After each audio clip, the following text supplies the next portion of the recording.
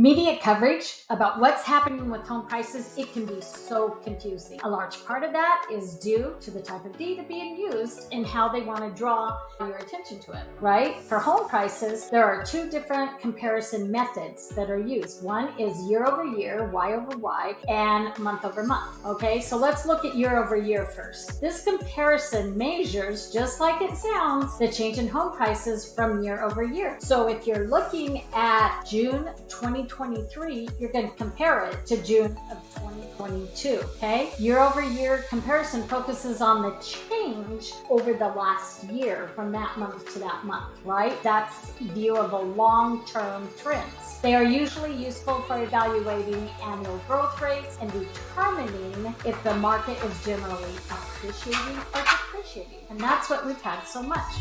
Now let's look over month. The comparison measures the change in home prices from one month to the next. For instance, if you're comparing month over month home prices of June 2023 to May 2023, why do you look at that? Well, month over month comparison analyzes changes within a single month, yes, just like it sounds, given a more immediate snapshot of what the market is doing right now. They are often used to track immediate shifts in demand and supply. Seasonal trends, right, or May, June, July are always a little more, or the impact of an event on the housing market. The key difference between year over year and month over month comparison lies in the time frame being assessed. Both approaches have their own merits and serve different purposes depending on the specific analysis that is being determined. So why is this important right now? Well, look at what's happening on market. We're about to enter a few months when home prices could possibly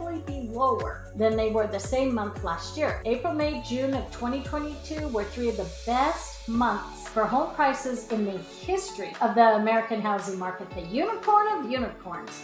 Those same months this year might not measure up. That means the year-over-year comparison will probably show values of depreciating. The numbers for April seems to suggest that's what we'll see in the months ahead. Now, however, on a closer look at month-over-month home prices, we can see prices have actually been appreciating for the last several months. The month-over-month numbers are more accurately reflect what's truly happening with home values. After several months of depreciation, it appears we hit the bottom and we bounce back. Hey, let's look at Maricopa County. Let's look local here. Affidavits, which shows the value of the home being counted and shows us the following numbers for May of 2023.